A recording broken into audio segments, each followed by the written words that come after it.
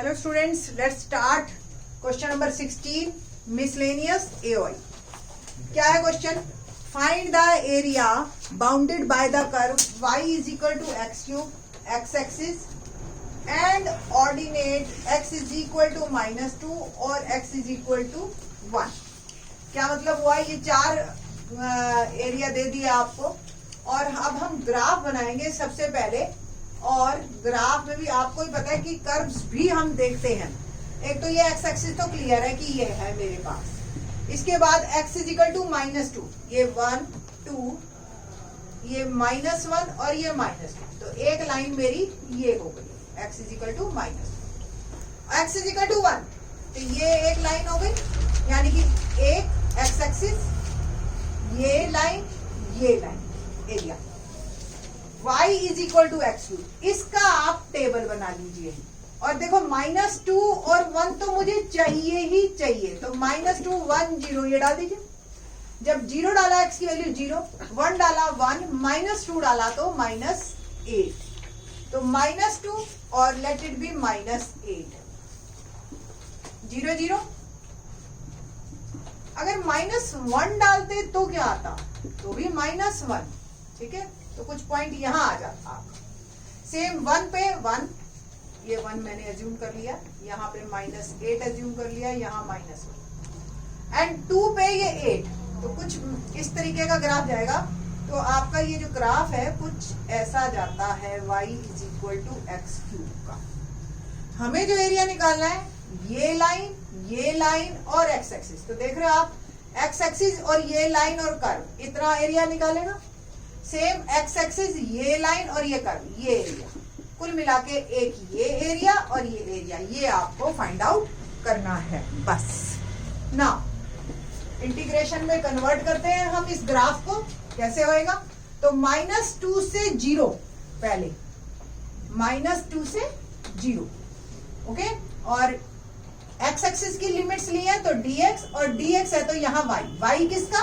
देखिए कर्व के कारण ही जो एरिया आ रहा है, तो y जो है हमारा कर्व का, जिसकी इक्वेशन मुझे दे रखी है y is equal to x cube plus 0 से 1 dx और फिर से y कर्व, तो -2 से 0 एक्स क्यूब, y की वैल्यू डाली मैंने, 0 से 1 एक्स क्यूब dx, इंटीग्रेशन किया x4/4 लिमिट -2 से 0, और इसका इंटीग्रेशन किया अगेन x4/4 लिमिट 1 से 0। जब मैंने 0 अपर लिमिट डाली तो 0 -2 डाली तो it will become 16, -2 raised to power 4 that is 16, but lower limit है दैट्स व्हाई माइनस है, प्लस 1/4 बिल्कुल बाहर किया, 1 अपर लिमिट और 0 लोअर लिमिट, तो आ गया ये -16/4 प्लस 1/4, ठीक है जी। और हमारा आंसर आया, ये मॉड वैल्यू है, एरिया इज ऑलवेज पॉजिटिव, तो हम इसको पॉजिटिव कर देंगे और ये आंसर मेरा आ जाएगा 17/4।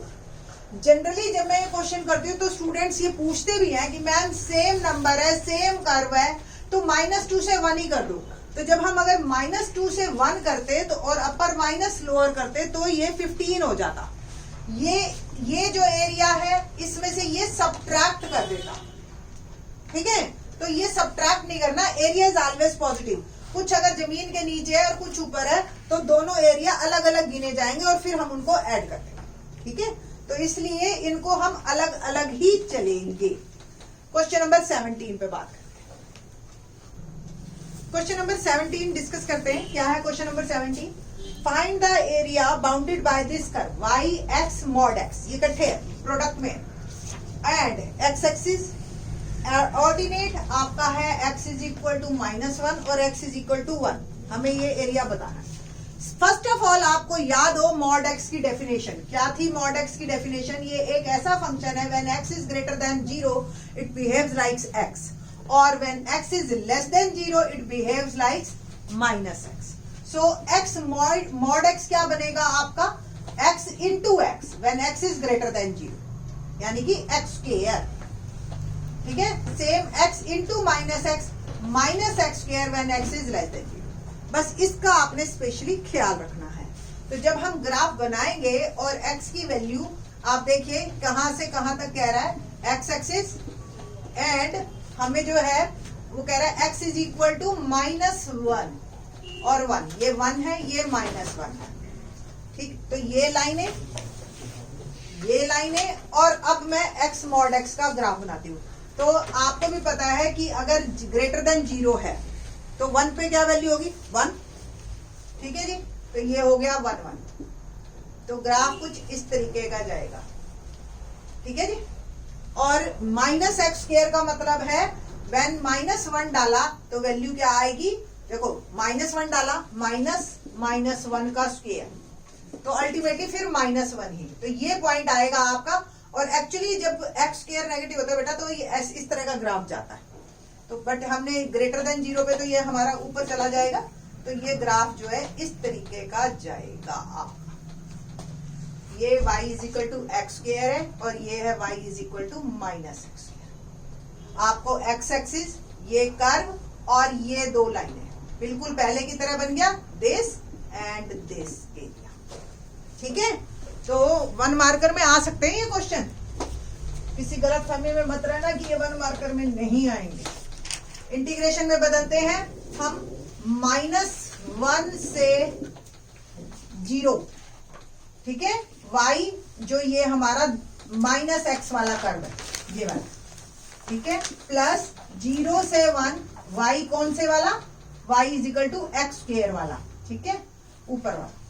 तो -1 से 0 -x² dx, 0 से 1 x² dx। इंटीग्रेट करते हैं, -x³/3 लिमिट डाली मैंने अब -1 से 0, और ये डाला x³ से 3 लिमिट डाली 0 से 1, तो -x की वैल्यू 0, तो अपर लिमिट 1/3 बाहर कर दिया मैंने, अपर लिमिट 0 -1 का क्यूब प्लस 1/3 बाहर, 1 का क्यूब 1 माइनस 0 का क्यूब, तो -1/3 बाहर, ये माइनस एक माइनस आएगा, फिर बाहर माइनस है प्लस, और +1 लिख देती हूँ, +1/3। देखिए आप अल्टीमेटली क्या निकला हमारा, ये हो गया -1/3, ठीक है। तो इसकी भी एरिया इज ऑलवेज पॉजिटिव, आपने इसको +1/3 कर देना है, ठीक। और आंसर जो है 2/3, और एरिया इज नेवर 0। एक ऑप्शन पक्का ये 0 देंगे आपको कंफ्यूज करने के लिए, तो इसलिए ध्यान रखना C option is correct one, ठीक है जी। इस तरीके से ये आपका क्वेश्चन होगा। Question number 17। क्वेश्चन नंबर 18 देखते हैं, क्या है क्वेश्चन नंबर 18 हमारा, find the area of the circle x² plus y² is equal to 16 and exterior to the parabola y² is equal to 6x। एक सर्कल है, इक्वेशन है जो सर्कल की, x² plus y² is equal to 16। as you know that center is 0 0 and radius is 4, ठीक है जी। तो ये मेरा बन गया सर्कल, सेंटर 0 0 और ये भी पता है आपको 4 0, ये 0 4, क्योंकि रेडियस है ना, ऐसे ये -4 0, और ये x एक्सिस है हमारे पास और ये y एक्सिस, ठीक है जी। और ये आ गया 0 -4, और क्या है y² is equal to 6x। तो आपको ही पता है कि y² वाले ग्राफ आपके इस तरीके से बनते हैं, ये पैराबोला। हमें क्या करना है, एरिया ऑफ सर्कल निकालना है which is exterior to the parabola, यानी कि इस पैराबोला से बाहर ये एरिया, ठीक है। ऊपर वाला निकालेंगे, नीचे वाला ऐड कर देंगे, तो लिमिट क्या चलेगी आपकी -4 से 0, ठीक है। और अब देखिए आप, -4 से 0, ये वैसे तो पूरा ही एरिया, ये पॉइंट हमें असली चाहिए, फिर बात बनेगी, है ना। तो ये पॉइंट कौन कौन सा, सर्कल और पैराबोला का इंटरसेक्टिंग पॉइंट। तो सर्कल की इक्वेशन है x² plus y² is equal to 16, parabola की इक्वेशन है y² is equal to 6x। y² की वैल्यू सब्स्टिट्यूट की मैंने, और मैंने लगाया मिडल टर्म स्प्लिटिंग मेथड। तो आपको भी पता है फैक्टर बन गए 8 और 2। तो x प्लस 8 एक फैक्टर और x माइनस 2। तो x की वैल्यू एक -8 पे इंटरसेक्ट करेंगे, एक x की वैल्यू 2 पे इंटरसेक्ट करेंगे ये। तो ये जो है हमारा 2 पॉइंट आ गया। ठीक है जी। तो आप देख रहे हो अगर आप ये वैल्यू लेते हो या ये सेमी सर्कल ही बन गया, एक तो आधा सर्कल ही आपका। असली तो हमें ये एरिया निकालना है। ये एरिया आप देखो, अगर आप एक्स एक्सिस को लेते हो, बेटर है कि हम y एक्सिस से अगर इसकी लिमिट्स लें तो y की वैल्यू भी निकाल लेते हैं। x की वैल्यू 2 पुट की तो y स्क्वायर हो गया 12, y हो गया √12 प्लस माइनस, और ये आ गया आपका 2√3 प्लस माइनस। तो ये ऊपर और नीचे 2 पॉइंट आ गए, 2√3 ऊपर और 2 और -2√3 नीचे। अब देखिए हम कैसे एरिया निकालेंगे। ये एरिया निकालेंगे पहले। कैसे? लिमिट अगर मैं 0 से 4 dx लेती हूँ, y लेती हूँ मैं सर्कल का, क्योंकि सर्कल के कारण ही है ये एरिया जो भी है। ठीक है जी। और इस पूरे का हम करेंगे ट्वाइस, क्योंकि ऊपर का सोच के डबल कर देंगे। बाकी ये जो पोर्शन है हमारा, इसको हम लेते हैं y एक्सिस से। y एक्सिस से कैसे लेंगे? लिमिट एक लगाई, देखो ये इस कर्व के कारण है जो भी एरिया यहां तक है, इससे ऊपर सर्कल का रूल है। ये लिमिट y का कोऑर्डिनेट 2√3 है, तो लिमिट लगाई मैंने 0 से 2√3 dy, क्योंकि लिमिट y एक्सिस पे है तो dy, और अगर यहाँ dy है तो यहाँ x किसका?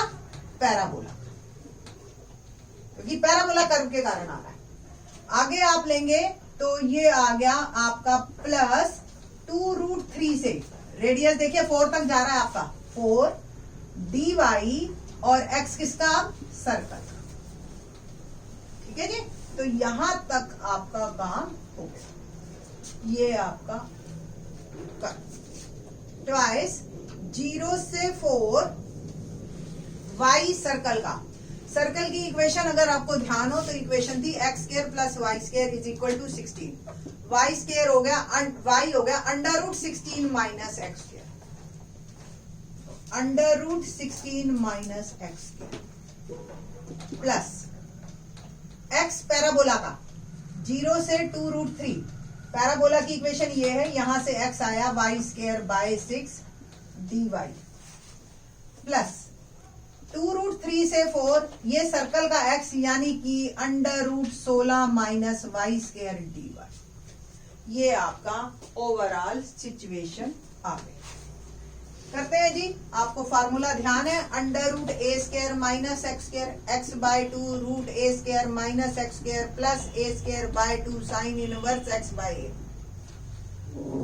तो twice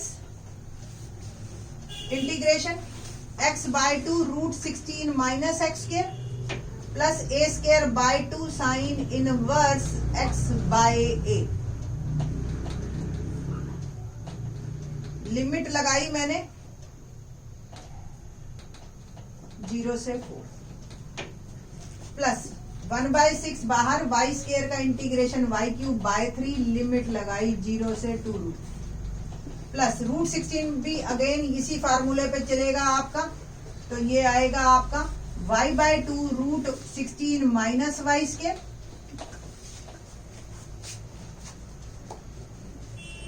plus a²/2 sine inverse y/4। ठीक है जी।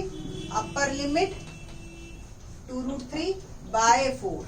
ठीक है, और इसका ट्वाइस अल्टीमेट ये हमारा जाएगा।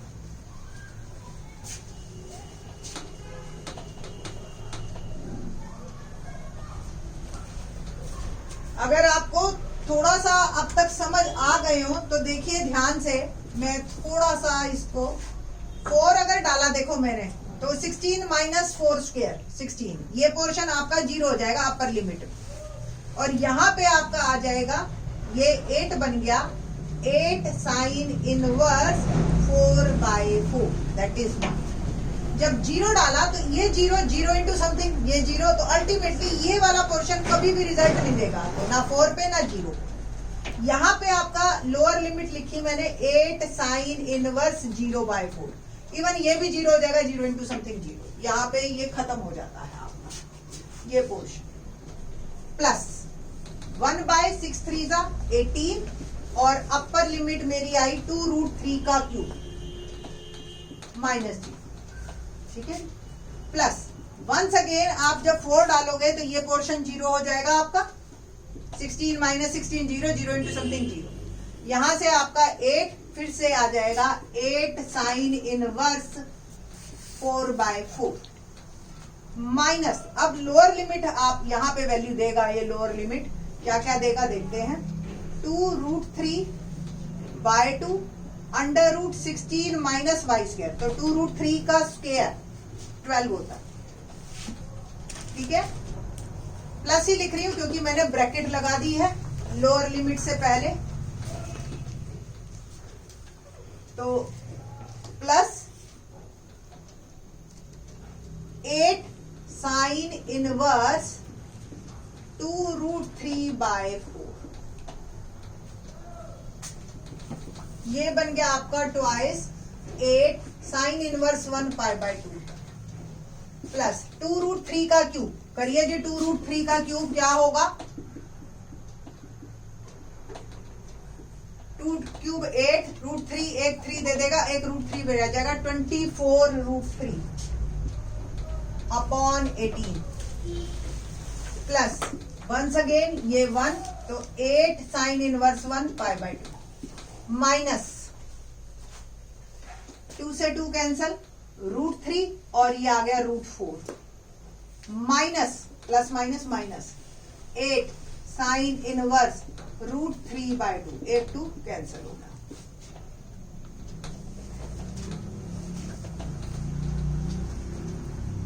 चाहे इनको इकट्ठा कर दीजिए आप, चाहे काट दीजिए आप, 4π अल्टीमेटली 8π, 6 से ये भी कट गया और ये आ गया आपका 4√3/4 माइनस 2√3, √4 को 2 मैंने कर दिया, 4√3/3 माइनस 2√3 और माइनस 8 साइन इनवर्स √3/2 क्या बन गया, π/3।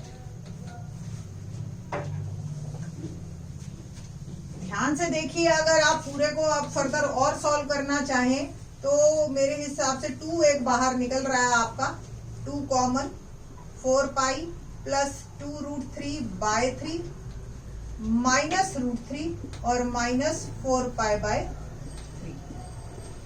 ठीक।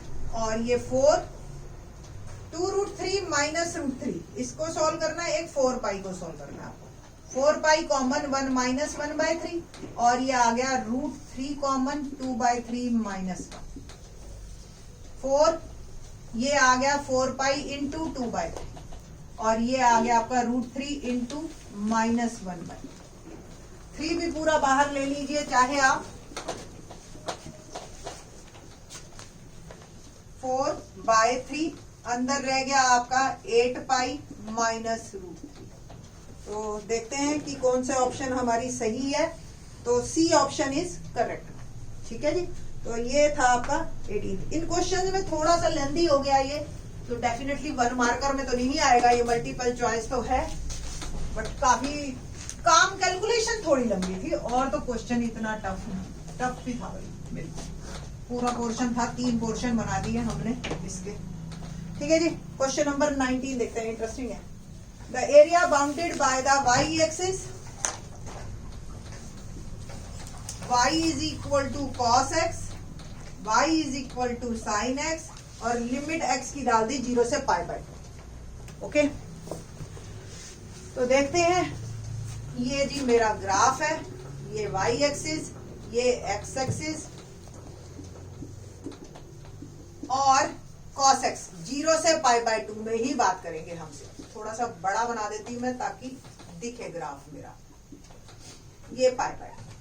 तो आपको भी पता है cos 0 पे 1 होता है और π/2 पे 0 होता है, इस तरीके का ग्राफ चलता है। y is equal to cos x, y is equal to sin x, जो 0 पे 0 और π/2 पे 1, ठीक है ना। तो π/2 पे ये वैल्यू आ गई मेरी 1, ये आ गया y is equal to sin x। हमें y एक्सिस, ये कर्व, ये एरिया निकालना है। तो ग्राफ में देखो आप ध्यान से, अगर हम y एक्सिस की लिमिट लेते हैं तो यहाँ तक तो ये वाले कर्व के कारण है और यहाँ के बाद ये वाला। तो फर्स्ट ऑफ ऑल तो हमें वो पॉइंट चाहिए जहां ये दोनों कर्व मिल रहे हैं।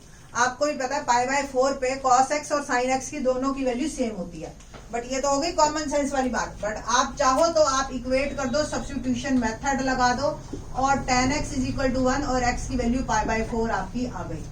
बट हम इंटरेस्टेड x में नहीं है, क्योंकि हमने y एक्सिस को मेन लेना है अब, तो हम इंटरेस्टेड हैं y में। तो x की वैल्यू π/4 कहीं भी डालिए 1/√2 आपको वैल्यू मिल जाएगी। ठीक है, तो अब इसको इंटीग्रेशन में कन्वर्ट करती हूं मैं। लिमिट देखिए आप, 0 से 1/√2। लिमिट y की लिए तो dy, और अगर यहाँ y है तो यहाँ x किसका, इस कर्व के कारण, ये जो है देख रहे हो ये कर्व है y = sin x, तो x किसका, sin x वाला। तो आप सीधा sin x ही लिख देती हूँ, सॉरी इनवर्स में आ जाएगा। इनवर्स की तो इंटीग्रेशन ही अपने आप में बहुत भारी है, तो हम रहेंगे सिर्फ x एक्सिस पे ही। और फिर अब हम मूव करते हैं, ध्यान से देखो आप, अगर मैं 0 से π/4 ये एरिया निकाल लेती हूँ सपोज, और ये वाला माइनस कर दूंगी, तो इस तरीके से भी काम को किया जा सकता है। इनवर्स के इंटीग्रेशन में हम नहीं फंसेंगे। तो लिमिट डाली मैंने 0 से π/4, पहले एरिया निकाला इस कर्व के कारण जो आ रहा, ये कर्व है आपका dx और जो कर्व है आपका y = cos x, तो ये cos x वाला। ठीक है, माइनस करेंगे जो ये नीचे वाला है। अब देखिए जो मैं रिमूव कर रही हूँ, ये वाला माइनस हो जाएगा तो इसके बीच में आ जाएगा। ठीक है जी, तो लिमिट स्टिल 0 से π/4, अब जो sin x वाला कर्व है उसके कारण इंटीग्रेशन करते हैं। cos x का इंटीग्रेशन होता है sin x 0 से π/4, sin x का होता है माइनस cos x लिमिट 0 से π/4, sin π/4 minus sin 0, okay, minus minus plus cos π/4 minus cos 0। sin π/4 की वैल्यू 1/√2, sin 0 0, प्लस cos π/4 1/√2, और ये हो गया 1, cos 0 की वैल्यू 1 होगी। 1/√2 प्लस 1/√2 माइनस 1, 2/√2 माइनस 1, या आप लिख सकते हो √2 माइनस 1। एरिया है तो यूनिट अगर आपके दे रखे हैं तो स्क्वायर यूनिट वर्ड लिख देंगे, अदरवाइज ऑप्शन जो है मेरी बी इज करेक्ट वन। ठीक है, तो बी ऑप्शन। तो होप जो ये 4 क्वेश्चन इतने भी आसान नहीं है जितने दिख रहे थे। ठीक है, आपको ये AOI में full out of full marks मिले इन योर एग्जाम्स। थैंक्स।